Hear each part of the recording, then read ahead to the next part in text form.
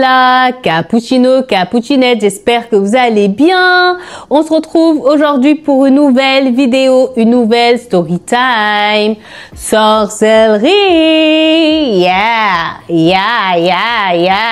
Cappuccino, cappuccinette, j'espère que vous allez bien. J'espère que vous n'entendez pas trop mon chauffage, mais vous comprendrez, il fait -5, c'est impossible que je reste sans me chauffer, quoi.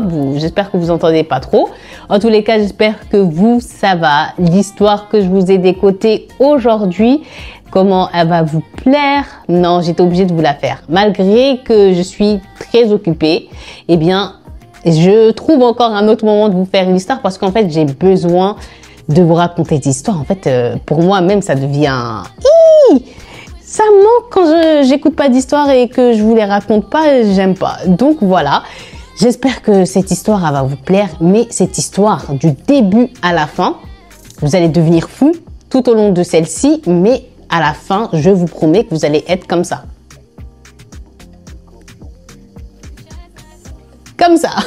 En tous les cas, je tenais aussi à vous remercier chacun et chacune pour les messages de félicitations pour le mariage de ma petite sœur. Vous êtes vraiment une seconde famille, vous êtes des amours. Merci de tous ces messages, de tous ces vœux de bonheur. Barakallahu fikum, merci beaucoup. Ça nous a extrêmement touchés, ça nous a fait trop plaisir. Vraiment, merci à vous. Et tout ce que vous nous souhaitez comme bonheur, comme tout ce qui est bon, je vous le souhaite en double, en triple, en milliards de fois. Pour vous aussi, merci énormément. Donc maintenant, on va pas plus perdre de temps que ça, même si les remerciements, c'est jamais une perte de temps. Mais on va rentrer dans l'histoire, j'ai envie là. Ça me manque là. J'ai envie de vous envoyer des croustilles. Donc là, qu'est-ce que vous allez faire? Préparez-vous un petit snack, posez-vous, éteignez vos lumières pour être dans l'ambiance, mettez vos écouteurs. Vous savez, quand moi j'écoute les histoires, quand je les écoute comme ça, quand j'ai pas mes écouteurs, c'est pas pareil, c'est pas la même intensité, t'es moins concentré. Quand t'as les écouteurs, t'es uniquement avec la voix et t'as même pas besoin de regarder les téléphones, tu t'imagines les images et tout et t'es plus à fond. Je vous conseille de le faire, ceux qui n'ont jamais testé, d'écouter mes histoires avec uniquement mes écouteurs et ma voix. Zama. Et une fois que tout ceci est fait, cappuccino, cappuccinette, la chorale, on se met en place. Et quant aux autres, on se retrouve juste après. Yeah. J'espère que vous êtes bien installés. Donc, cappuccino, cappuccinette, pour cette nouvelle storytime sorcellerie, je vous emmène. Eh bien, je vous emmène avec moi, Inch'Allah, en Arabie Saoudite, une fois n'est pas coutume, plus précisément dans la ville de Riyad, auprès d'un jeune homme qui s'appelle Yazan. Yazan, il est âgé de 25 ans. Et dites-vous que cette histoire, elle date non pas d'il y a 20 ans, il y a 15 ans, mais de 2023. Donc, préparez-vous à être choqués, tout comme Yazan et sa famille le sont jusqu'à aujourd'hui. Donc, Yazan, il habite dans la ville de Riyad avec ses parents et ses petits frères et sœurs. Tout se passe bien dans cette famille, tout est bien. Que ce soit Yazan avec ses petits frères, les petits frères avec Yazan avec ses parents, alhamdoulilah, il ne manque de rien. Il y a une belle harmonie, il y a de l'amour dans cette famille. Et quand je dis il y a de l'amour dans cette famille, c'est vraiment de l'amour. C'est-à-dire que les oncles paternels du père de Yazan, parce qu'il faut savoir que le père de Yazan, c'est le frère aîné. Donc, le papa de Yazan, c'est le plus grand des oncles. Donc, ce qui fait, qu'ils ont un système de famille qui est vraiment bien, à savoir qu'ils sont vraiment soudés. Ils se voient déjà tous les vendredis, soit ils mangent chez la famille d'Yazan, soit ils vont manger chez un oncle ce vendredi-là, et à chaque fois, ça tourne comme ça. Que ce soit pour n'importe quelle fête, anniversaire, remise de diplôme, n'importe quoi, n'importe quelle occasion, même s'il faut, ils en créent juste pour pouvoir être, alhamdoulilah, comme ça, ensemble. Ils ont vraiment cette fibre familiale ancrée en eux depuis leur plus jeune âge. Et ce, même avec les grands-parents. Ce qu'il faut savoir, c'est que les grands-parents de Yazan, qui vous allez voir, vont être un peu les principaux intéressés de cette histoire. Ils habitent hors de Riyad, un peu plus loin que Riyad même, et c'est comme un espèce de village, mais un village où c'est des terres agricoles, où des personnes qui sont aisées s'installent là-bas, une fois la retraite souvent prise, et ils décident de rester là-bas jusqu'à leur mort. Et donc, ils ont la maison familiale là-bas. En fait, une fois que leurs enfants, ils ont grandi et qu'ils étaient chacun, partis faire leur vie, ils avaient cette maison-là depuis longtemps, ils l'ont retapée, ils l'ont agrandie et ont décidé de quitter Riyad et de s'installer là-bas à la campagne et ils vivaient très bien. Et ce qui fait en fait qu'à chaque vacances, Yazan, avec les cousins, cousines, tantes et oncles, à chaque vacances, ils vont là-bas. Et c'est magnifique, il dit que depuis qu'il est petit, cette ambiance-là, ils ont grandi dedans et ils attendaient que le fatrat, ça veut dire que la période des vacances pour pouvoir se retrouver entre cousins, cousines auprès de leur grand-mère et de leur grand-père. Et c'était trop bien parce qu'il dit qu'il faisait des énormes parties de cache-cache parce que la maison, elle est énorme, que pendant ces vacances-là, ils se faisaient pas disputer ni donner des ordres par leurs parents parce que les grands-parents, ils mettaient leur veto. Oh, ils sont en vacances, ils font ce qu'ils veulent. Ils ont dit c'était trop bien. C'était vraiment genre la colonie de vacances et ils étaient à chaque fois très tristes lorsque les parents leur disaient « Allez, commencez à vous préparer, on prend la route demain ». Mais il savait, il dit Yazan, que très vite les vacances allaient revenir et que se joue cette ambiance-là, allait revenir très vite à eux. Et donc, aujourd'hui, il a 25 ans et le système, ça n'avait pas changé. Vacances, grands-parents, comme ça. Ils sont habitués.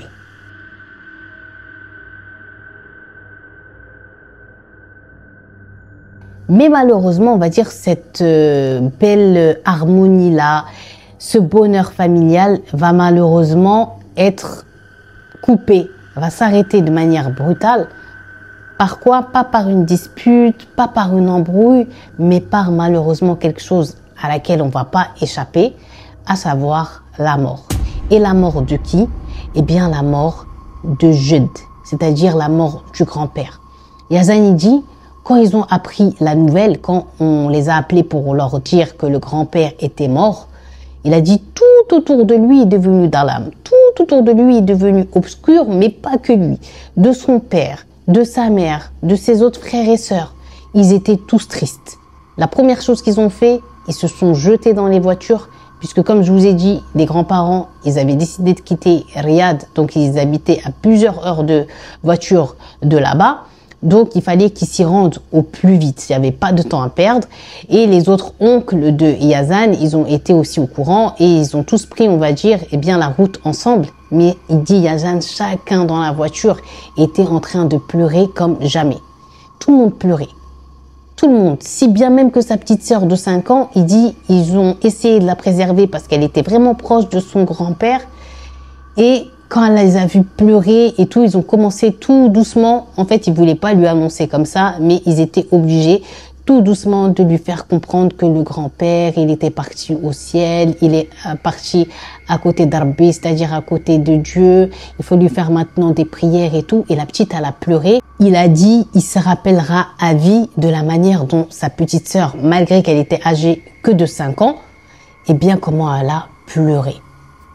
Donc là, il dit c'était l'un des trajets les plus durs de sa vie, pas que pour lui, mais pour tout l'ensemble de la famille, des plus grands, des plus âgés aux plus jeunes. Ils sont finalement arrivés à la maison des grands-parents, la maison familiale. Il y avait déjà les gens qui habitaient le village, qui étaient dans la maison. Il y avait déjà pas mal de monde. Là, il y avait tous les frères de son père qui étaient réunis. Faut savoir que sans compter son père, Yazan, il a 4 oncles. En comptant son père, ça fait 5. Machallah, ils étaient 5 garçons. Ils n'avaient pas de sœurs. Donc là, tout le monde se prend dans les bras, tout le monde pleure, tout le monde est sous le choc. Et ils essayent les uns les autres de se consoler comme ils peuvent parce que là, ils doivent rester forts pour commencer à préparer les funérailles du grand-père. Donc, comme je vous ai dit, comme le père de Yazan, c'est le fils aîné, c'était lui qui avait donc la responsabilité de faire en sorte que les funérailles de son père se passent de la manière la plus excellente possible. C'était à lui de gérer tout ce qui était paperasse, ce que les gens allaient manger pour le sadaqa, pour l'aumône, pour le mort, pour le repas. C'était à eux de gérer tout ça. Et comme Yazan, c'était aussi le fils aîné et le premier petit-fils, voilà, de la famille, il a aidé son père aussi. Il est resté à côté de lui aussi pour le soutenir parce que voilà, il était triste, son père, voilà, de la perte de son papa, ce qui est chose normale. Et aussi, il devait gérer, donc c'est pour ça il dit Yazan, d'un très grand soutien pour son papa à ce moment-là. Donc, il commence, il dit, à gérer, ça court à gauche, à droite. Donc, ils finissent avec quand même peine, la première journée, on va dire, de Aza, de funérailles. Et là, on est au second jour des funérailles du grand-père de Yazan.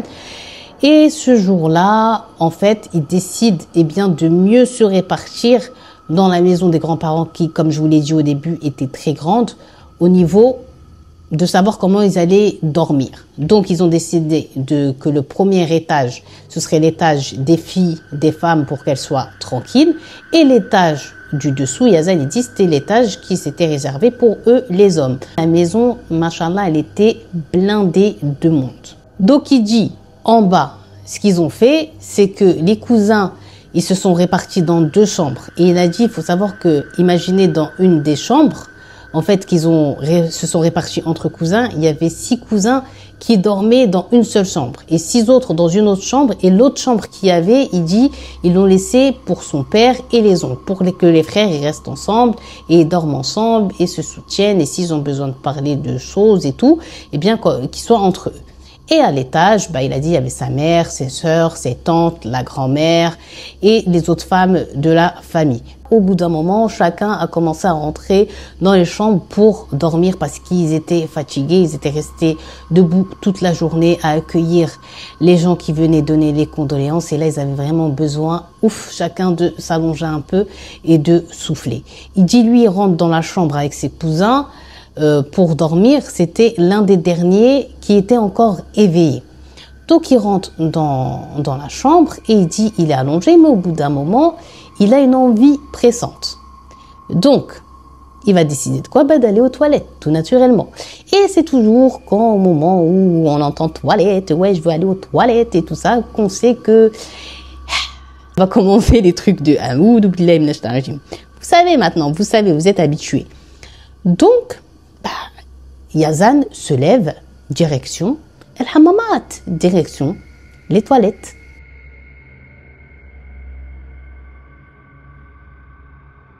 Donc Yazan, il nous dit, cappuccino, cappuccinette, que direction pour aller dans les toilettes, en fait, il passe devant la porte où son père, il est devant la chambre où il y a les oncles et son père.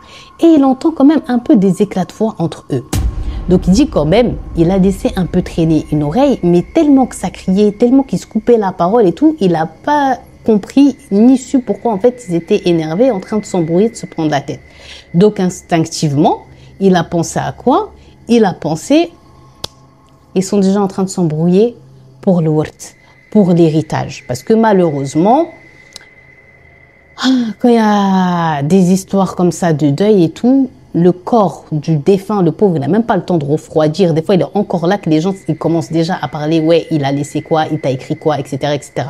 Donc lui, il était un peu dégoûté. Il voulait pas trop rester derrière la porte pour pas entendre que ça parle de ça parce qu'il a dit vraiment ça l'aurait trop touché et énervé.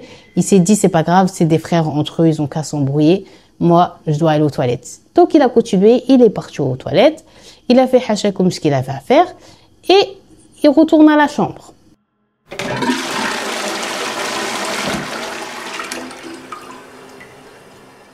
Donc là, il est de retour dans la chambre. tout le monde est endormi de ses cousins et lui, il décide de prendre son téléphone portable et de scroll un peu sur Internet, etc.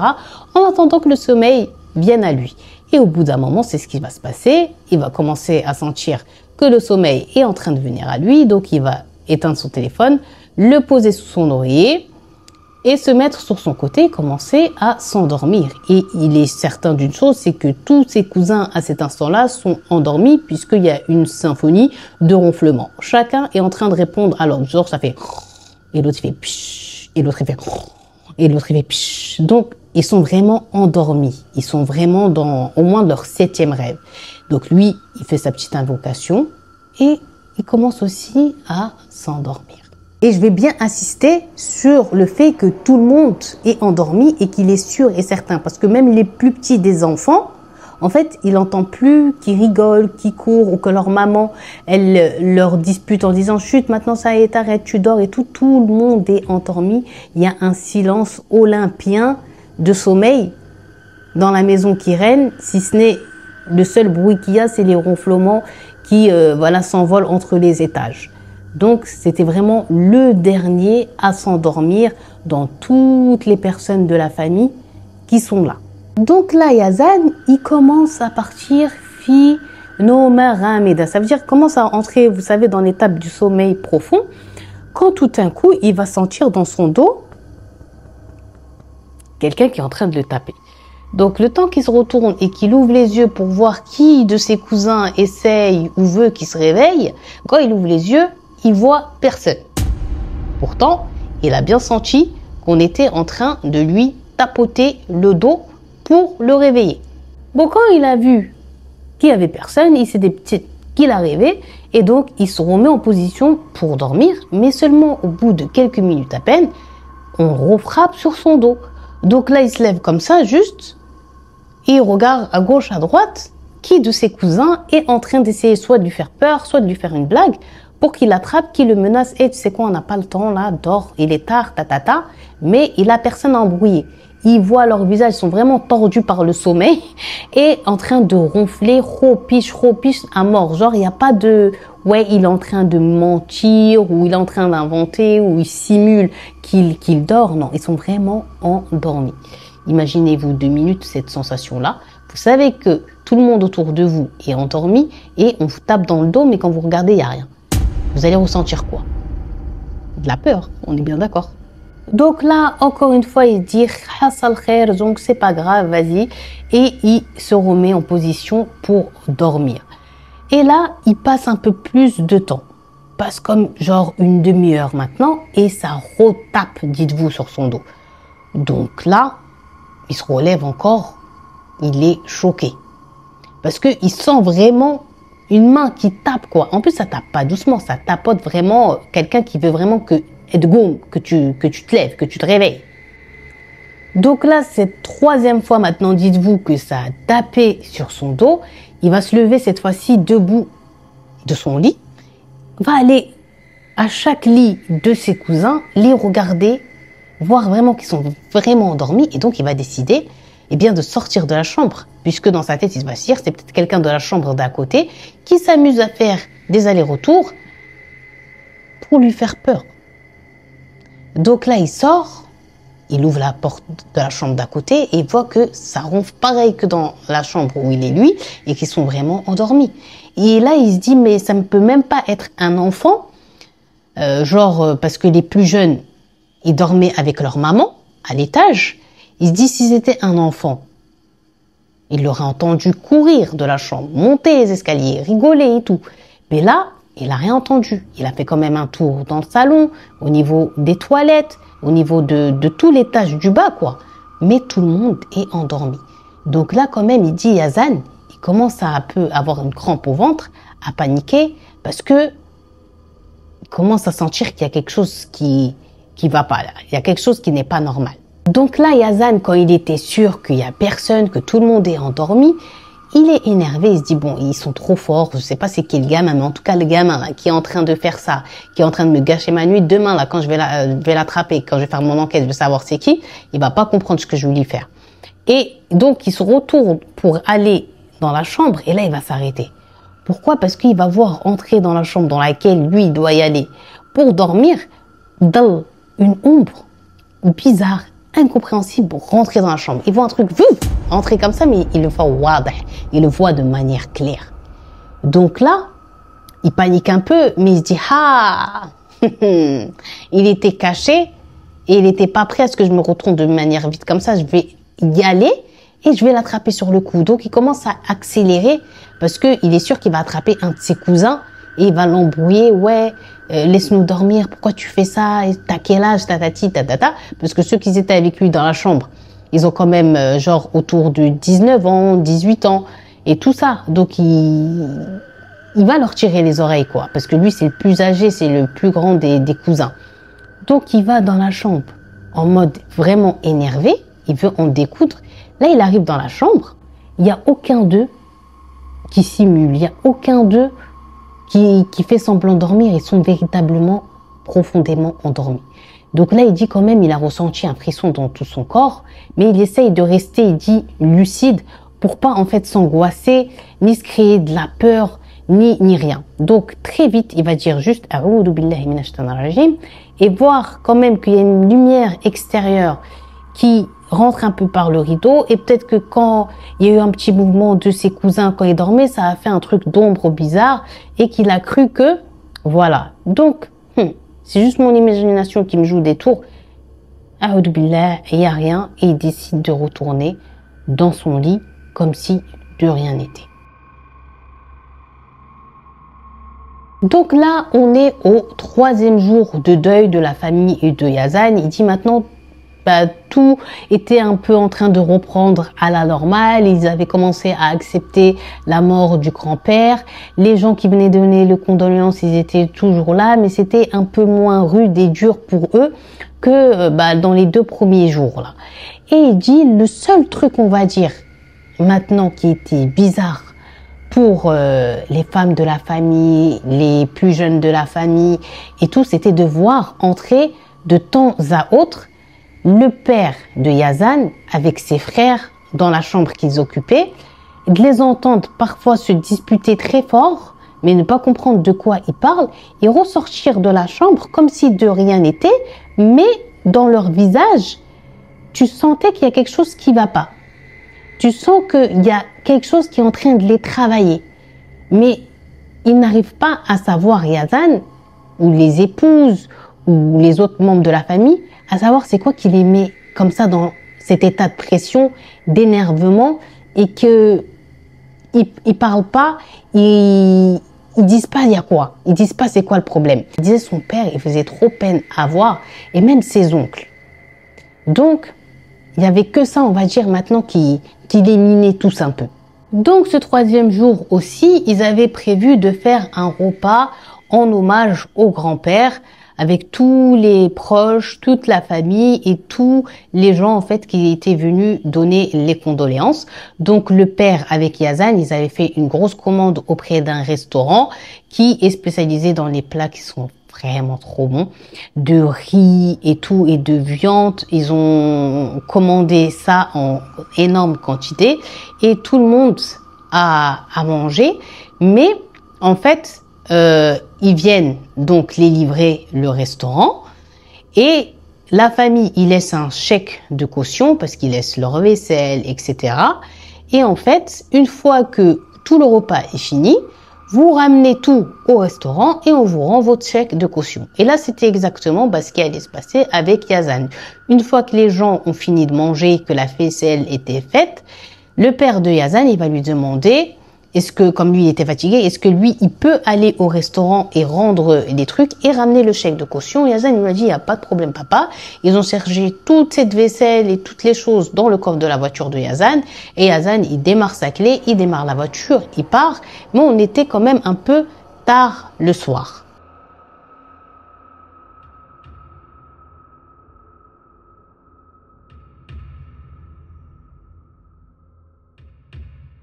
Donc là, Yazan, Cappuccinette, il est dans sa voiture, il a les mains sur le volant, il roule. C'est une mantaka, c'est une région quand même un peu, voilà, désertique. Il n'y a pas trop de monde, quoi. Les mazra'a, les maisons, là, elles sont éloignées les unes des autres quand même.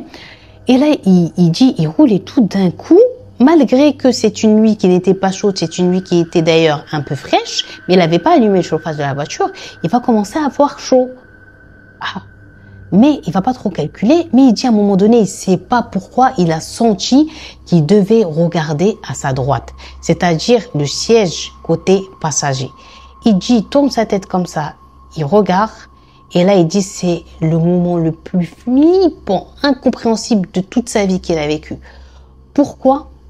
Je vais vous le dire. Là il dit, il est dans sa pleine conscience, il est en train de rouler. Il n'est pas en train de rêver, il ne s'est pas imaginé. Il voit une personne, comme il pourrait nous voir, nous, à côté de lui, sauf juste qu'elle fait flipper. Et avant qu'il ouvre la bouche, qu'il dise juste « A'oudou billahi minash shaitanir rajim », qu'il crie, qu'il fasse un geste, cette chose, elle va lui parler, lui dire « Attention, intabeh ». Intabeh, ça veut dire en arabe « Attention à toi, à ne pas faire un geste brusque, à ne pas faire n'importe quoi. Je préfère te mettre en garde pour pas devoir te faire du mal. »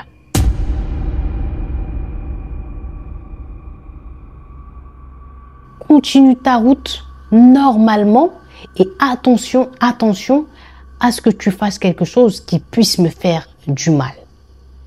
Donc Yazan dit quand il entend ça et il voit cette chose à côté de lui apeurante, il a dit, il a tremblé de la tête aux pieds. Imaginez, vous êtes tout seul dans votre voiture, dans un endroit vide. Et là, vous retournez, vous voyez quelqu'un qui est sorti de nulle part, assis sur votre chaise passager dans votre voiture et qui vous menace. En plus, il dit il avait une tête qui faisait vraiment peur. Ce qu'il peut nous dire, c'est qu'il est impressionné par le nombre de sourcils qu'il avait, les yeux sombres aussi qu'il avait, la chaleur qu'il y a eu tout d'un coup dans la voiture, mais surtout, il dit au moment en fait, il sent et il a vu que cette chose était là, c'est là qu'il a commencé à être envahi dans sa voiture d'une odeur. Il dit il a manqué plusieurs fois de vomir. Cette chose est dégagée une odeur mauvaise, mais mauvaise, il dit que même si quelqu'un lui dit ouais, je vais te faire le mélange pour t'approcher de cette odeur, de toutes les odeurs mauvaises que tu pourras sentir de ta vie, tu pourras jamais sentir une odeur telle que celle-ci. C'est une odeur qui n'est pas normale. Ensuite, il dit la couleur de sa peau, c'était pas elle était de couleur noire, mais c'était pas un noir de couleur de peau humaine normale. C'était une couleur de peau noire effrayante. Et en plus, il dit, elle était brillante. Et puis, il voyait pas très bien aussi son visage parce qu'il était vraiment poilu, barbu. Et tu sens qu'il est des mauvais. Tu sens qu'il est occulte. Parce que la présence, elle était lourde et il faisait peur. Et c'était impressionnant, il dit. Il sait même pas comment, aujourd'hui, il est en mesure et capable, de raconter cette histoire et ce moment-là. Parce que plusieurs fois, son cœur, il a failli s'arrêter. Tellement que, en fait, il faut le vivre pour y croire.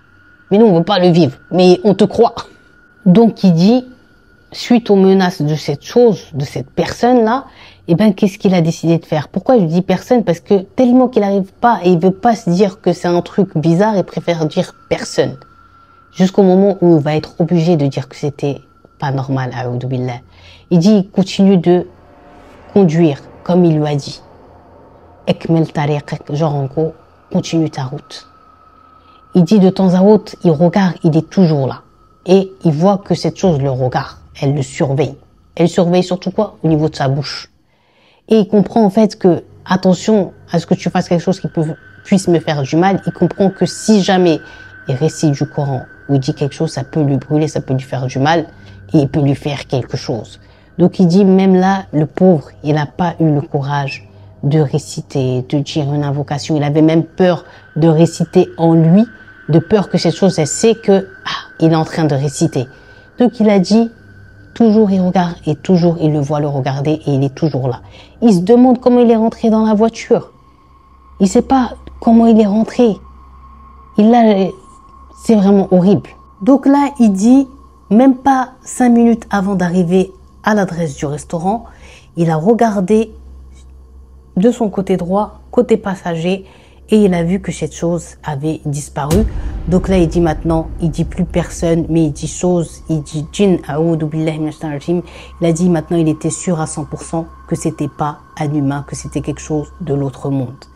Donc là, il a dit, il était en panique. Il a appuyé sur l'accélérateur pour arriver vraiment vite au restaurant.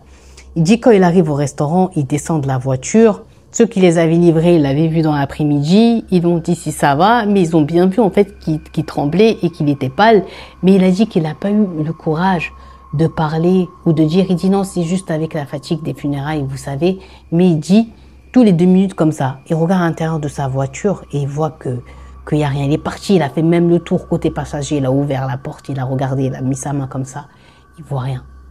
Mais il sait que il n'a pas rêvé. Ce qu'il a vu, malheureusement, c'était bel et bien réel. Donc, une fois qu'il a rendu toute la vaisselle, qu'il a récupéré le chèque de caution, il a dit il a eu du mal quand même, le pauvre, à décoller du restaurant parce qu'il avait peur de faire le chemin inverse, retourner à la maison et que cette chose, encore une fois, rentre dans sa voiture et apparaisse devant lui. Et peut-être que cette fois-ci, elle peut vraiment lui faire du mal. Et il a dit, il a eu honte de demander aux personnes du restaurant, à une personne, de l'accompagner, de faire le chemin, de lui expliquer. Donc il a dit, il est sorti, il a allumé le moteur de sa voiture, il a mis le Coran un peu à tourner, il a pris une grande respiration, il est rentré à l'intérieur de la voiture et il a dit sur tout le long, il a fait que de réciter le Coran à haute voix pour être protégé et que cette chose n'apparaisse pas encore une fois parce que sur tout le chemin, malheureusement, il n'y a pas de passage de voiture et tout. Et il veut pas revivre ça tout seul dans le noir. Comme ça, là, ça fait paniquer. Mais Yazan, il dit, malgré ça, malgré qu'il y avait le Coran à fond dans la voiture, malgré que lui, il récite le Coran, il peut s'empêcher de tourner sa tête, de regarder pièce passager à l'arrière de la voiture, regarder dans les rétros, regarder sur les côtés des vitres. Il dit, il était vraiment pas bien, le pauvre. Et vraiment, celui qui va dire quelque chose, qui va se moquer de lui, vraiment, je vous souhaite pas du tout de vivre ça, parce que rien que quand il le dit, moi, j'en ai des frissons. Alors, le vivre, le pauvre, comme lui, il l'a vécu, ça doit être vraiment traumatisant, quoi. Donc, il a dit, ce chemin-là, retour jusqu'à la maison de ses grands-parents, c'était une épreuve pour lui.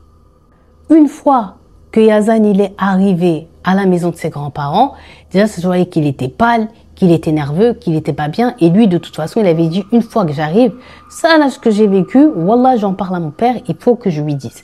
Et quand il est sorti de la voiture, son père, il était à l'extérieur de la maison, il était en train de l'attendre et il a vu que son fils, il était pas bien, qu'il était pâle, qu'il tremblait, qu'il était pas lui. Donc, dans un premier temps, le père va jamais s'imaginer, on est bien d'accord, Cappuccino, Cappuccinette, que il y a un genou, qui a accompagné son fils tout le long du chemin, qui était son copilote, quoi.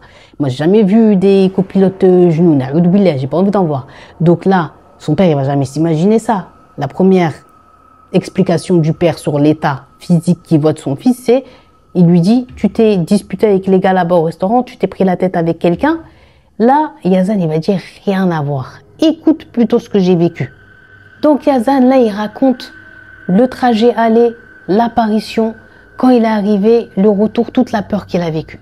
Il dit là, Yazan, directement, il voit sur le visage de son père qu'il est mal à l'aise, qu'il change de couleur, qu'il est pas bien. Il dit dans un premier temps, il pense que son père, il est dans cet état-là parce qu'il a peur pour son fils. Il commence à se dire, est-ce qu'il y a quelqu'un qui lui a jeté un sort? Est-ce qu'il a été touché par une chose? Il commence à paniquer. Il pense que son père, il commence à paniquer par rapport à ça. Mon chauffage, il s'est éteint. Il croit que c'est par rapport à ça. Mais vous allez voir ce que son père va lui dire. Les paroles que je m'apprête à te dire vont rester entre toi et moi. Je te préviens. Que j'entende, là je m'apprête à te dire que je l'entende, que tu l'as raconté à ta mère, à tes frères et sœurs, à qui que ce soit, je préfère te le dire, tu seras plus mon fils. Genre, je mettrai une croix sur toi. Donc Yazan, il commence à comprendre que ce que son père s'apprête à lui révéler, c'est quelque chose de grave. Pour que même son père, qui s'est toujours confié auprès de sa femme, là, il veut que elle ne sache rien, c'est que le monde c'est que là, c'est quelque chose de très grave.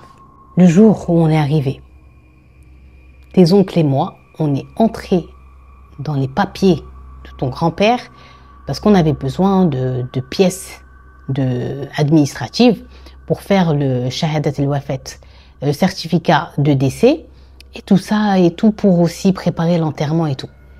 Et là, on n'était pas prêt parce qu'on est tombé sur des trucs qui nous ont fait flipper. Le père de Yazan, il dit, quand ils ont fouillé, ils sont tombés sur des petits livres qui parlaient de sorcellerie, sur des grands livres de sorcellerie, sur des morceaux de papier.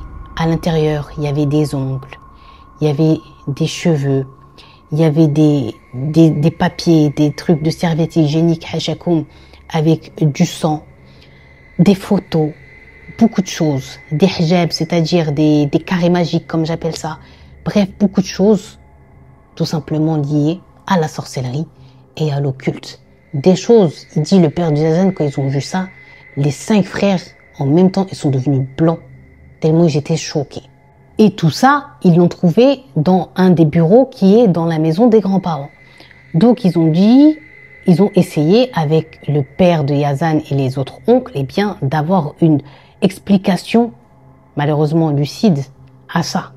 Mais ils ont trouvé aucune explication, si ce n'est la plus claire.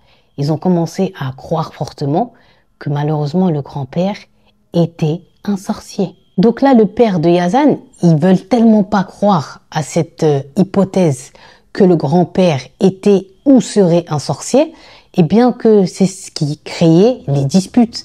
Et là, c'est vrai que Yazan, il se rappelle, comme je vous ai dit au début, quand il entendait, eh bien, son père avec ses frères dans la chambre, les éclats de voix se disputaient. En fait, ils se disputaient par rapport à ça. Déjà, ils sont dans un choc de mort, de décès, de deuil, et ils apprennent ça sur leur père que c'était un sorcier. Et les disputes, c'était dû, il y en a, ils voulaient que ce secret reste étouffé, qu'ils en parlent pas, que la réputation de leur père elle reste intacte, parce qu'elle avait toujours été intacte. Et les autres, pourquoi ça se disputait? Parce qu'en fait, ils voulaient en parler. En parler à qui? Pas aux gens, mais aller en parler aux imams. Mais pour les autres, en parler aux imams, le bouche à oreille va quand même se faire et tout le monde va apprendre que celui qu'on prenait pour un saint, pour un homme pieux, un homme bon, ça avéré en fait être un sorcier. Donc c'est ça en fait qui créait entre les frères la discorde, les tensions, les éclats de voix, les énervements, etc., etc. La seule solution pour moi, c'est d'en parler à un imam. Mais d'abord, au-delà de tout ça, est-ce que vous en avez parlé à grand-mère? Est-ce que grand-mère, elle est au courant? Là, le père de Yazan, il lui dit non, elle n'est pas encore au courant. On ne sait pas comment lui dire, on ne sait pas comment en parler. On attend que les funérailles se passent, qu'il n'y ait plus personne, qu'on soit que nous, la famille. Et on va lui parler et l'interroger, à savoir si elle était au courant. Si elle était au courant, pourquoi elle ne nous a pas dit? Et si elle n'était pas au courant, la mettre au courant sur l'homme avec qui elle a vécu. Là, le père de Yazan, il disait même plus mon père. Il disait l'homme, tellement il était choqué de découvrir que son père était un sorcier. Le seul truc, c'est que durant cette discussion, quand Yazan, il a parlé qu'il a vu la chose dans la voiture et la nuit qu'on lui tapotait dans le dos et tout, le père, il a dit on va rester parce que la famille, elle est encore là, on doit se soutenir. On a tous décidé de rester 2 semaines et après, on s'en va. Mais moi, je veux pas qu'on reste ici à la maison des grands-parents. Je vais trouver quelque chose à louer, un appartement et on va là-bas parce que j'ai peur que tu sois en danger. Vu que cette chose, elle est carrément apparue dans ta voiture et que ça t'a déjà tapoté le dos et que voilà, j'ai pas envie de prendre le risque, Leicester, qu'il t'arrive quelque chose de très grave et qu'on tombe dans un grand problème, donc je préfère prendre les devants. Les autres, s'ils veulent rester, ils restent là, nous on parle de rien. On part à l'appartement en espérant qu'Inch'Allah, tout ça va s'arrêter. Donc le père Yazan, quand il est parti annoncer à la famille qu'ils allaient partir dans un appartement, ils ont dit genre pourquoi et tout vous partez, pourquoi vous restez pas ici? Le père de Yazan, il voulait pas dire par rapport à ce qui était arrivé à Yazan, les événements super horreur traumatisants. Il leur a juste dit non, il y a trop de monde dans la maison et pour qu'il y ait un peu plus d'espace, nous on va quitter et vous inquiétez pas, tous les jours on sera là du matin jusqu'au soir. Donc ils sont partis, ils ont loué un appartement et ils ont dit là ils étaient tranquilles. Donc là Yazan, ils sont dans l'appartement qu'ils ont loué, ça fait quelques jours maintenant qu'ils sont à l'intérieur de celui-ci et un soir quand même assez tard, il voit son père qui se réveille et qui vient vers lui et qui lui tend les clés de sa voiture. Donc Yazan il dit regardez la télé il prend les clés et il regarde son père. Genre en mode, t'as oublié quelque chose dans la voiture, tu veux que j'aille le chercher? Ou il lui dit, écoute, tiens la clé, va chercher ton oncle, va chez ton oncle, à la maison des grands-parents. Yazan, il dit, son père, il avait pas pour habitude de l'envoyer tard comme ça dehors et tout. Il lui dit, pourquoi il y a un problème, il y a quoi, il se passe quoi? Le père, il n'arrive pas à parler, il lui dit, va auprès de ton oncle, va le chercher et lui, il va te raconter, te dira de lui-même. Moi, j'arrive pas à croire ce qu'il m'a dit. Donc Yazan, il dit, il part, il a la boule au ventre et il se met en route.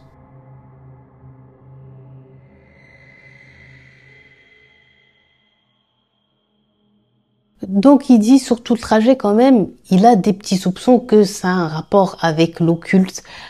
Peut-être son oncle, il a vécu un truc de fou, il a trop peur pour rester à l'intérieur de la maison. Donc il dit quand il arrive devant la maison de ses grands-parents, il trouve son oncle, dites-vous, dehors.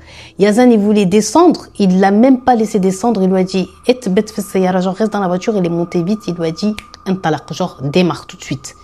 Et il dit Yazan, tac, il a démarré. Et son oncle, il respire fort et il tremble. Ça se voit que il y a un truc de fou là qui va lui dire. Mon oncle, ça va, il se passe quoi? Raconte-moi, dis-moi. Donc l'oncle, il va pas du tout avoir du mal, Cappuccino, Cappuccinette, à raconter à Yazan, son neveu, ce qui s'est passé parce que le père a dit à son frère, t'inquiète pas, il est au courant de tout, genre l'histoire que le grand-père était un sorcier, etc., etc. Donc il va pas avoir du mal à se confier à lui vu que Yazan est au courant de toute l'histoire et que lui-même il a vécu des choses. Donc là, Yazan, il est suspendu aux lèvres de son oncle qui va se mettre à raconter en fait ce qui s'est passé. Là, dites-vous que l'oncle de Yazan, il va lui raconter un événement qui s'est passé une demi-heure avant que maintenant il soit avec lui dans la voiture. Donc c'est tout frais, c'est pour ça que son cœur il palpite encore, qu'il respire fort, qu'il tremble, qu'il est pas bien, qu'il est tout pâle. Là, l'oncle il dit, il était à la fenêtre d'une des chambres de la maison de ses parents, en train de regarder, dans le jardin. Il venait de finir de fumer une cigarette et il était encore à la fenêtre parce qu'il avait le portable dans les mains. Mais là, il va se passer quelque chose qui va l'effrayer.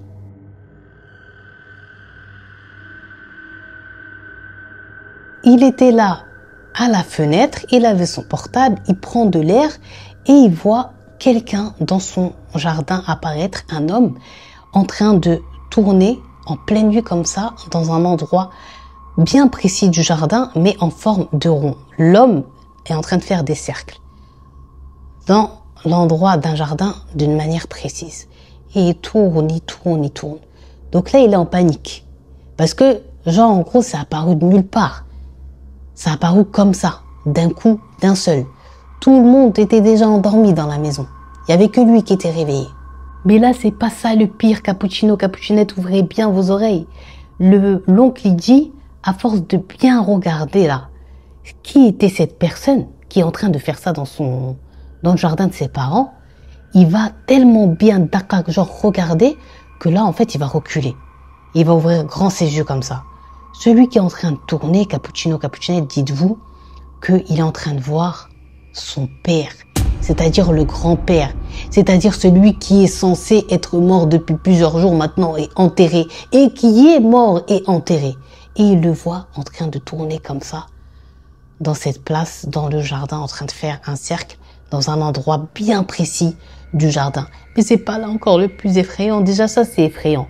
Mais le plus effrayant, c'est que le grand-père va regarder yeux dans les yeux l'oncle. Tout le temps où il est en train de tourner comme ça dans le jardin. Donc au bout d'un moment, il a arrêté de regarder et il a dit A'oudou billahi minash shaitanir rajim. Il a récité le Coran qu'il connaissait et quand il a regardé au bout d'un moment dans le jardin, ça avait disparu. Donc là, il a commencé à paniquer. Il a frotté ses yeux, regardé et s'est penché. Il voyait plus rien.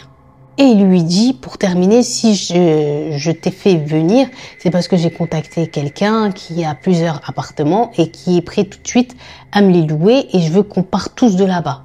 Tout le monde, on quitte, même la grand-mère. Plus personne reste dans cette maison parce que cette maison fait abala, c'est-à-dire cette maison, elle est maudite. Cette maison, il y a des choses occultes qui se passent et on peut pas se mettre plus encore en danger que ça.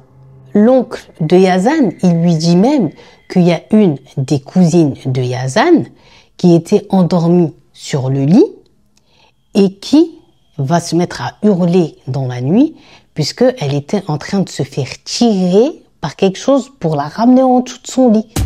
Parce que cette cousine, elle a des beaux et longs cheveux, machallah, et elle dormait et il n'y avait pas qu'elle dans la chambre, il y avait d'autres cousines, mais cette chose a voulu la tirer elle et était en train de la tirer en bas du lit, elle a crié et ça a disparu, mais elle a vu et senti cette chose, quoi. Donc ça aussi, c'est pour ça que l'oncle, il voulait partir parce que là, ça commençait, on dirait, à faire comme des attaques physiques. Donc là, Yazan avec son oncle et le père, il les a rejoints en taxi. Ils se sont retrouvés là à l'adresse où il allait louer les appartements. Les appartements, ils étaient bien, ils étaient spacieux. Il y en avait 2, ça allait amplement leur suffire. Et l'oncle, il dit au père de Yazan et à Yazan, on va rester ici le temps qu'on a dit qu'on restait. Et après, on va commencer à trouver une solution par rapport à la grand-mère. Que même si, par exemple, elle doit rester 3 mois chez toi, après 3 mois chez moi, 3 mois chez un tel, 3 mois chez l'autre. Bref, elle va aller comme ça, ses enfants. Et ils vont s'en occuper jusqu'à ce que Dieu, en fait, la rappelle à lui. Mais il est hors de question, que ce soit pour le père de Yazan et les autres frères, que la grand-mère, elle reste à l'intérieur de la maison avec toutes les choses qu'ils ont vues et vécues.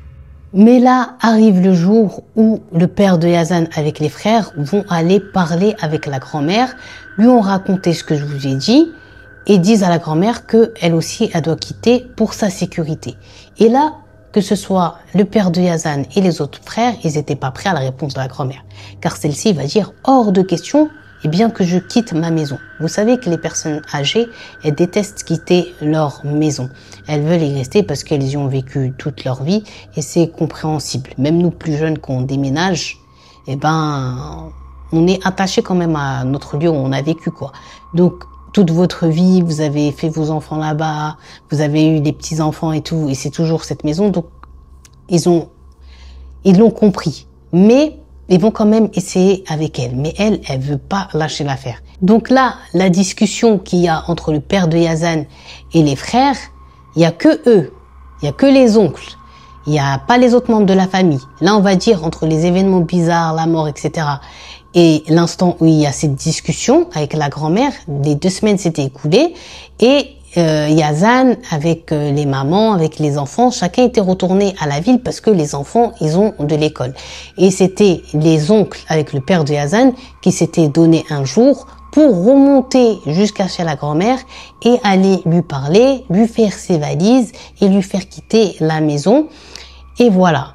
Donc là, en fait, ce que je vais vous raconter, c'est plus Yazan qui nous raconte, mais c'est Yazan qui nous raconte, mais il nous raconte que son père lui a raconté de la discussion avec la grand-mère, etc.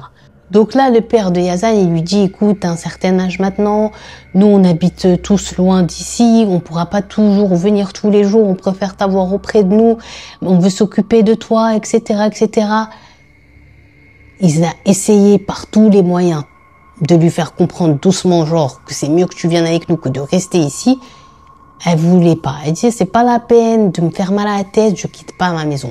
Là, le père de Yazan, il s'est énervé et il va lui dire, bon, nous, on voulait te préserver, on voulait pas te dire. Le jour où on est rentré dans un des bureaux de la maison pour chercher les papiers de papa par rapport au certificat de décès, par rapport aux trucs pour faire l'enterrement, on est tombé sur des trucs vraiment qui foutent la honte, des trucs vraiment graves. Comme quoi, notre père, en fait, c'était un sorcier. On est tombé sur des livres de sorcellerie, sur des ongles, sur des cheveux, sur du sang, sur ça.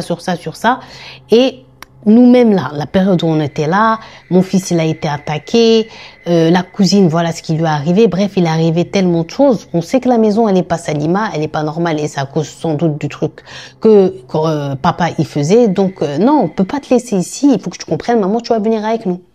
Ton propre fils, il les a vus. La cousine, il y a une chose maléfique, une génie de Dobila qui essaie de la tirer en bas avec elle du lit. Bref, tout ça, ce que je te dis, genre en gros, t'as pas peur, ça te fait pas paniquer, je sais pas. Voilà. La grand-mère, elle va leur répondre, cappuccino, cappuccinette. La maison, elle est blindée. Blindée de ces choses-là, je le sais très bien. Mais malgré ça, je quitte pas. Yazan, le père de Yazan, quand il a entendu ça avec les oncles, ils sont devenus fous. Bon, ça, tu sais que la maison, elle est blindée de quoi? Elle lui dit, elle est blindée du genou, elle est blindée de démons, mais genre, eux, ils vivent de leur côté, ils m'ont jamais fait du mal, et moi, je vis de mon côté, et je leur ai jamais fait du mal. Donc là, le père de Yazen dit, genre, en gros, t'es au courant de tout ça, et ça te fait pas peur, et t'as rien dit, et tu nous as jamais rien dit. Elle dit, je suis au courant de tout ça, et c'est depuis des années, depuis même que vous êtes enfant, et j'ai jamais rien dit, vous avez jamais rien ressenti, vous vivez normalement, non? Et elle continue en disant, votre père c'était un sorcier, et tous les genoux, les démons qui sont ici, en fait, ton père, il avait le pouvoir de les envoyer chercher des trucs qu'il avait besoin pour ses travaux occultes, et il lui donnait sans lui faire de mal, et sans que ton père leur fasse du mal. Voilà, c'était juste un échange comme ça entre eux. Mais voilà, moi je suis habituée et je suis surtout habituée à ma maison. Je les vois là. Là on parle, ils sont là devant et tout. Ils regardent, ils participent à la discussion. Mais ils savent très bien qu'ils vont rien faire parce que je suis avec vous. Donc vous inquiétez pas. Et moi je suis habituée et je quitterai pas ma maison. Donc là, que ce soit le père de Yazan et les oncles, ils étaient encore une fois les pauvres sous le choc, mais durement. Pourquoi? Parce que, eh bien, ils viennent de comprendre que le père était un sorcier pour de vrai, que la mère, elle est au courant et que la mère accepte et a toujours accepté, eh bien ça. Donc là, eux, ils sont choqués. Ils savent même pas quoi lui répondre. Tellement que, en fait, ils sont traumatisés d'apprendre que sans doute même l'argent qu'ils ont mangé, c'est de l'argent haram, c'est de l'argent pas bon, c'est de l'argent de sorcellerie. Donc, ils sont tous sous le choc. Et la grand-mère, elle, c'est comme si elle parlait d'un sujet normal. Le pire, pour pas que j'oublie, c'est que elle leur dit, là, ils sont là, comme je vous ai dit, je les vois, et si j'ai besoin de quelque chose, genre, je veux les envoyer et ils vont me le ramener comme ils faisaient avec votre père. Le père de Yazan, il met juste sa main comme ça sur son visage, il regarde sa mère, il se dit, wesh, elle est folle, ou c'est quoi? C'est quoi son problème? Donc là, le père de Yazan, avec ses frères, il les a réunis, il leur a dit, écoutez, pour qu'elle parle comme ça, de choses comme ça, c'est que la pauvre, elle a sans doute été touchée par une chose occulte qui est dans son corps, ou parce que le père, il l'a travaillé pour qu'elle accepte ça, parce que notre mère, elle est pieuse et tout, elle aime pas ces choses-là, donc elle est pas normale. Donc il est parti en face de sa mère, le père de Yazan, comme c'était l'aîné, il lui dit, que tu le veuilles pas, moi j'ai décidé. Je suis maintenant ton responsable et tu vas quitter cette maison, tu vas pas rester. Cherche pas à négocier, c'est comme ça. Elle a voulu négocier, le père il a dit je vais pas changer d'avis. Même s'il faut que je t'attache pour que je te fasse quitter cette maison et que tu viennes habiter avec moi, je vais le faire. Donc cherche plus, parle plus, c'est décidé. Là la grand-mère, quand elle a compris que son fils il allait pas lâcher l'affaire, que c'était comme ça, elle a dit bah d'accord. Il lui dit tu veux aller tous les mois chez un de tes fils, tu y vas. Tu veux rester juste chez quelqu'un, un d'entre nous, pour toujours, sans aller chez les autres, fais comme tu veux. Mais pour dire que tu vas rester ici, dans cette maison, rêve pas. Elle leur a dit ok, mais j'ai une dernière demande. Le père de Yazan, il va lui dire c'est quoi? Elle va lui dire aujourd'hui personne dort avec moi. Vous allez, soit vous dormez à l'hôtel, soit vous louez un appartement. Mais moi, je veux passer cette dernière nuit dans ma maison, dans mon chez-moi où j'ai toujours vécu. Eh bien, toute seule. Je veux revivre mes souvenirs toute seule. Je veux personne d'entre vous. Et Inch'Allah, demain, vous me trouverez sur le seuil de la porte avec mes valises. Le père de Yazan lui a dit, c'est pas un problème. Tu veux vraiment pas qu'il y ait au moins un de nous qui reste avec toi? La grand-mère, elle a dit non. Ils sont partis, ils m'ont dit demain à telle heure, Inch'Allah, on vient. Elle leur a dit Inch'Allah, il n'y a pas de problème. Et ils partent et la grand-mère, elle reste à la maison. Donc là, le lendemain matin, les frères et le père de Yazan se réveillent et ils se mettent en route direction la grand-mère. Pendant ce temps-là, Yazan avec son père, ils sont en discussion parce que la grand-mère, le premier mois où elle va rester, eh bien, avec un de ses fils, ça va être chez Yazan, le père de Yazan, comme c'était l'aîné. Donc là, Yazan, il part avec son père pour savoir à quelle heure ils vont arriver, qu'est-ce qu'il doit préparer, qu'est-ce qu'ils font pour la grand-mère, comment l'accueil ils vont le faire, etc., etc. Yazan, il voit que son père, il est en train de l'appeler. Yazan, il décroche. Ça va, ouais, et toi? Écoute. Prends ta mère, prends tes frères et sœurs et montez chez la grand-mère. Pourquoi? ta grand-mère, ta grand-mère est morte. Là, Yazan, il a dit, il était tellement pas pris à ça, il était tellement chaud le choc. Ça faisait à peine même pas 3 semaines maintenant que le grand-père était mort. Et là, d'entendre que sa grand-mère, elle était morte, il dit, si une pierre, elle était là, la pierre, elle aurait pu parler, mais pas lui. Il a même pas pu répondre à son père, Allah yarham, genre paix à son âme ou quelque chose. Il a tout de suite fermé le téléphone, il est parti, il a prévenu sa mère, prévenu ses frères et sœurs, et ils sont montés en voiture, et ils ont pris la direction de la maison de la grand-mère. Donc là, quand Yazan, ils arrivent après plusieurs heures de route auprès de la famille, il y a déjà tout le monde qui est sur place, tout le monde est choqué. Yazan, il prend son père de côté, qui est aussi sous le choc et qui pleure, et il lui dit, il s'est passé quoi? Et là, le père de Yazan lui dit, écoute, la nuit dernière, quand elle nous a dit qu'elle voulait passer cette dernière nuit à la maison, le matin, quand on s'est levé pour prendre la route, on devait la récupérer. On est resté à frapper, sonner à la porte, personne nous ouvrait. On a dû casser la porte, on est rentré, on l'appelait, on la cherchait, elle nous répondait pas. Quand on est arrivé dans sa chambre, on l'a trouvée, qui était dans son lit, on s'est approché, on l'a appelée, on l'a touchée, on a constaté qu'elle était morte. Donc là, ce qu'il faut savoir, c'est que le certificat de décès mentionne que la grand-mère est morte, d'une crise cardiaque, d'un arrêt cardiaque. Mais ce qu'ils vont découvrir par la suite, la famille de Yazan et ses oncles, ainsi que son père, va être vraiment apeurant, et vous allez vraiment rester la bouche ouverte, comme je vous ai promis au début de cette vidéo. Depuis en fait qu'ils ont su et vu qu'il y avait des travaux occultes dans leur maison, et que maintenant la grand-mère elle était morte, en fait ils ont un peu plus de liberté de mouvement pour savoir en fait comment ils vont essayer de réparer les erreurs du grand-père, pour essayer un peu de lui enlever des péchés. Donc ils vont commencer à se diriger vers un très bon imam qui est calé et lui exposer le problème. Et surtout aussi, il voulait que l'imam y vienne, comme ça il voit les sorcelleries, et s'il est capable de les ouvrir, ça va délivrer ces pauvres gens, parce que comme je vous ai dit, il y avait des photos, il y a des prénoms, il y a des choses, donc on peut espérer les sauver. Donc là, ils vont plus du tout hésiter, même ceux qui étaient réticents des frères, à en parler à un imam et que ça sache, tant pis, ça doit savoir, mais ces pauvres gens, il faut les aider. Là, ils ont eu l'adresse de cet imam super calé. Ils sont partis chez lui, ils ont commencé à raconter toute l'histoire que je vous ai dite, et à un moment donné, l'imam il va les couper et leur dire, écoutez, l'endroit où l'oncle dit avoir vu son père ou cette chose tourner autour dans le jardin, est-ce que vous avez pensé à aller voir? C'était quoi? Ou qu'est-ce qu'il peut avoir là-bas? Donc les oncles ils se sont regardés entre eux, mais ils ont répondu non.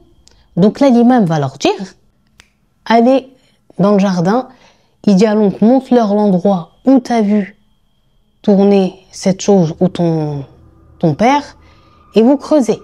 Donc le père de Yazan avec Yazan et avec les oncles, ils y vont et ils commencent à creuser. Et il dit là, ils ont à peine commencé à creuser que le cauchemar va se révéler à eux, que l'inimaginable va se révéler à eux, puisqu'ils vont déterrer non pas une sorcellerie, mais un tas, des tonnes et tonnes de sorcellerie. Ils vont être, il dit Yazan, il se rappellera toujours du visage de ses oncles et de son père, choqués.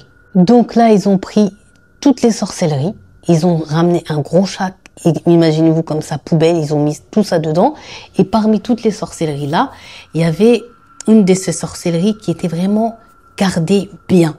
Elle était enfermée, bien enroulée dans du scotch. On voulait vraiment, par rapport à toutes les autres sorcelleries qu'ils ont trouvées dans ce trou-là, on dirait qu'on avait pris soin que cette sorcellerie, elle s'abîme pas, qu'il y a même pas un petit grain de sable qui s'infiltre à l'intérieur de celle-ci.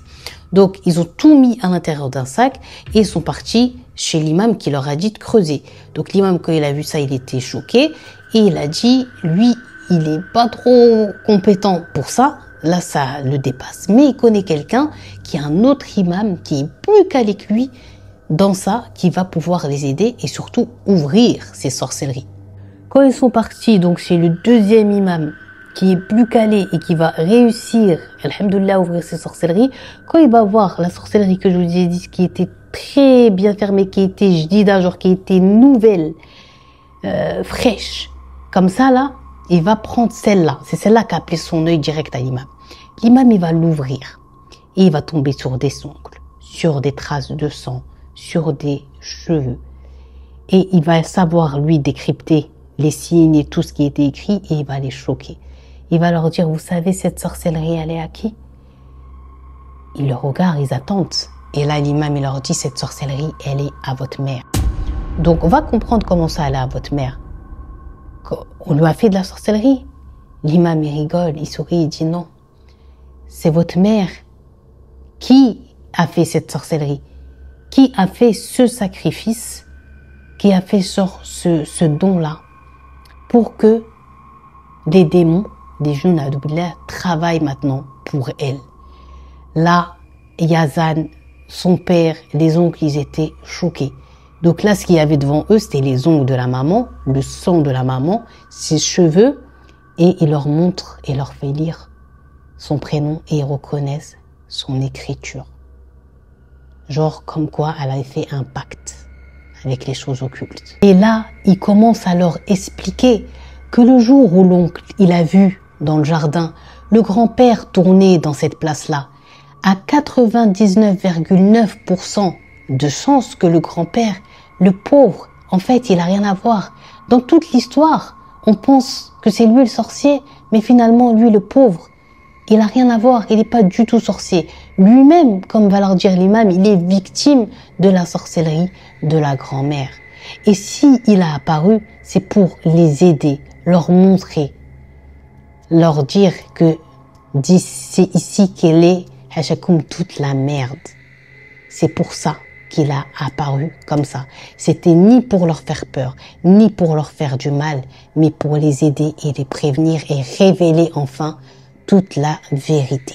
Et qu'en gros, eh bien, la grand-mère, c'est elle, la sorcière. Et le grand-père a rien à voir, le pauvre. Et vous voyez, quand les enfants disaient parce que notre père, il faisait de la sorcellerie, elle n'a même pas essayé de nier ou de dire quelque chose. Elle a tout de suite mis sur son dos, alors qu'elle savait que c'était elle, la coupable. Et c'est là qu'il commence à dire, oui, mais c'est vrai, quand elle disait qu'elle veut pas quitter, qu'elle les voit, qu'elle a pas peur, c'est pas normal, ça. En un petit temps, regardez cette famille, tous les montagnes russes qu'ils ont vécues. La mort du grand-père, la tristesse. Il commence à apprendre que c'est un sorcier. Puis tout de suite, boum, en fait, non, c'est pas lui le sorcier, c'est la grand-mère. Donc, ils avaient déjà détesté le grand-père, ils avaient la haine contre lui. Ils faisaient même plus des rahamat contre lui, c'est-à-dire que ils disaient même plus la yarham, paix à son âme, ils le détestaient. Et là, ils voient que c'est la grand-mère. Donc là, les pauvres, ils sont tous perturbés, ils sont tous pas bien. Mais moi, ce qui me fait plus mal à la tête, c'est que le grand-père, ça se trouve qu'il était tellement pas en paix, le pauvre, qu'il a toujours peut-être voulu dire, mais que la grand-mère en empêche avec la sorcellerie, en lui faisant peur, en le menaçant. Ou va savoir, Allah, seul Dieu sait, bah, après sa mort, genre en fait, il leur a quand même montré. C'est un truc de fou. Et là, maintenant, Yazan, il dit, tout ça, c'est la grand-mère qui a toujours été une grand-mère gâteau, une grand-mère aimante, une grand-mère qui voyait prier ses 5 prières quotidiennes, qui était pieuse devant eux, qui était toujours aimante, qui les a toujours chéris. La grand-mère faisait tout ça, était très forte dans l'occulte, était une sorcière.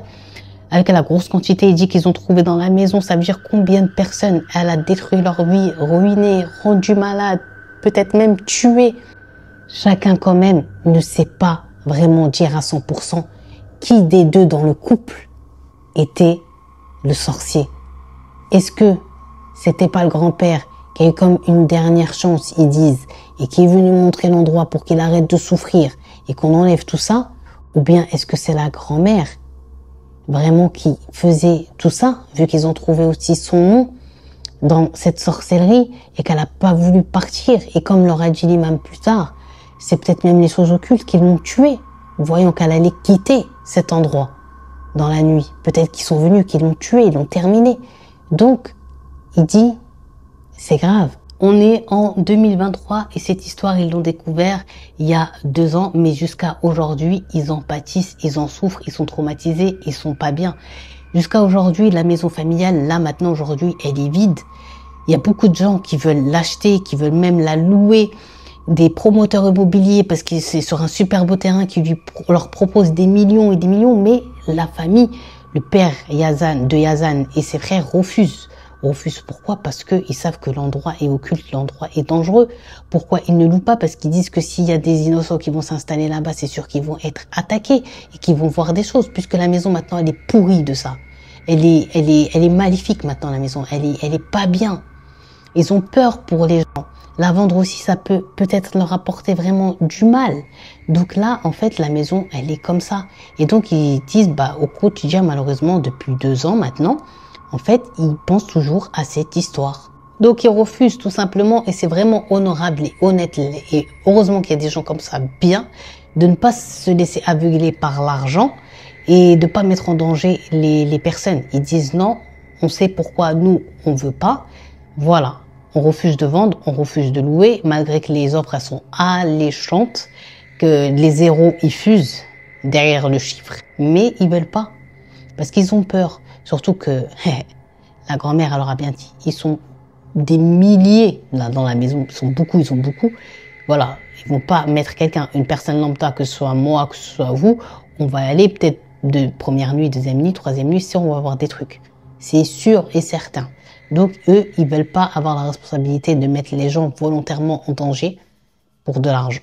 Et surtout aussi, comme il dit Yazan, ils sont même pas sûrs, vu la quantité impressionnante qu'ils ont déterré dans le jardin, qu'ils ont déterré toutes les sorcelleries. Puisque la grand-mère, ça fait des années, je vous dis, qu'elle habite là-bas, des années, quand elle s'est mariée. Imaginez-vous.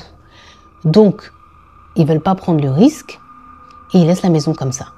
Mais, ce qui est encore très flippant, jusqu'à aujourd'hui, 2023, c'est que plusieurs personnes des alentours, du voisinage, appellent parfois le père de Yazan et lui disent Hamdullah ala salama, meta wasalto. Genre en gros, oh bienvenue, vous êtes arrivé quand? On est arrivé quand? Où? On est passé devant la maison, on a vu de la lumière, on a entendu parler, on a entendu de la musique, on a entendu ça. Ouais mais c'est impossible. Et le Beit Fadi, genre la maison elle est vide. Moi je suis chez moi, je suis à Riyad. Donc les gens, ils sont choqués. Et les voisins, quand ils ont vu que plusieurs fois ils appelaient, mais à chaque fois en fait ils avaient personne, ils ont commencé à comprendre que la maison n'est pas normale. Des fois ils sentent odeur de brûlé alors qu'il n'y a pas de feu ni fumée. Ils voient de la lumière s'allumer et s'éteindre comme ça dans la nuit. Ils entendent des choses courir dans la maison. Vous imaginez, le bruit il doit être impressionnant. Ils entendent des cris, ils entendent des tambours.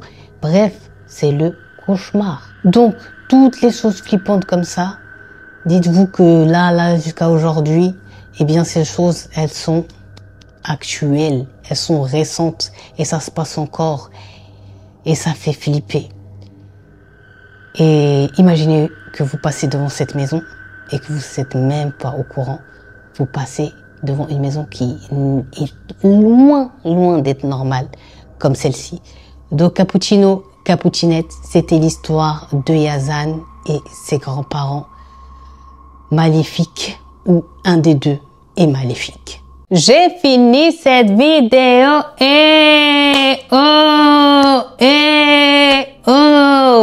Cappuccino, Cappuccinette, j'espère que vous avez kiffé cette histoire.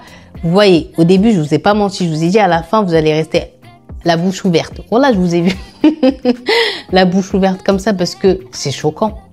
C'est choquant. Moi, j'étais pas prête. En fait, cette histoire, c'est les montagnes russes. On pense toujours être arrivé à l'explication et bim, badaboum. En fait, l'explication, c'est celle-là et elle est encore plus choquante que celle que vous pensiez être la bonne explication. Donc, c'est pour ça que je vous ai dit, il fallait vraiment vous concentrer parce que cette histoire, vous n'êtes pas prêt. Le Cappuccinette, juste aussi, je sais pas si celle-ci, au niveau des montages, je vous ai dit, laissez-moi juste le temps de finir avec ma petite sœur et je pourrais reprendre les montages et tout comme je faisais avec les images, être dans la recherche et tout. Parce que là, s'ils savaient que j'étais en train de tourner au lieu de faire le truc des dragées, là, regardez, je vais vous montrer. Voilà. De plier ça, là, il y en a beaucoup à faire. Il y en a beaucoup à faire. S'ils savaient que... J'aurais dit, ouais, me dérangez pas parce que je vais plier et tout. S'ils savaient, là, que je faisais une vidéo. Mais imaginez que d'avoir des grands-parents avec des secrets comme ça, là, ça doit faire peur, ça doit traumatiser. C'est normal, il est traumatisé. Surtout que c'était il y a que 2 ans et c'est jusqu'à maintenant, 2023, là, il leur arrive des trucs bizarres. Non, cette histoire, elle a vraiment sa place sur la chaîne. En tous les cas, si vous avez regardé cette vidéo jusqu'à la fin, je vous invite à écrire en commentaire « C'est la folie ». Et j'ai pas d'autre terme pour décrire cette histoire à part que c'est la folie. Vraiment, cette histoire, elle nous laisse sans voix. Là, moi-même, je l'ai entendue une deuxième fois pour la traduire. Parce que la première fois, j'étais choquée. J'étais pas en mode traduction. Je l'ai écoutée d'une traite. Mais j'ai tellement aimé, on va dire, genre le suspense et la chute de cette histoire que même moi, là encore, le fait de vous l'avoir raconté, j'arrive pas à m'imaginer. Si j'étais à la place de Yazan, je sais pas comment j'aurais réagi. En tous les cas, ne spoilez pas, s'il vous plaît, dans les commentaires. Si vous voulez parler de cette histoire, vous êtes les bienvenus sur mon Snap ou dans mes messages Instagram. Et je vous invite donc par la même occasion à venir me suivre sur Instagram, sur Snap et sur TikTok. D'ici la prochaine histoire, portez-vous bien. Je vous fais de gros bisous. Je sais que vous allez cogiter, que vous allez parler de cette histoire. Mais vraiment, cette histoire, c'est vrai qu'elle est chaude. Elle est chaude. Pour moi, dans mon top d'histoire là, je sais pas, elle monte facilement dans les 5 histoires que j'aime le plus, quoi. Parce que on n'est pas prêt. C'est une histoire de malade. Je vous fais de gros bisous et je vous dis à très très vite. Ciao!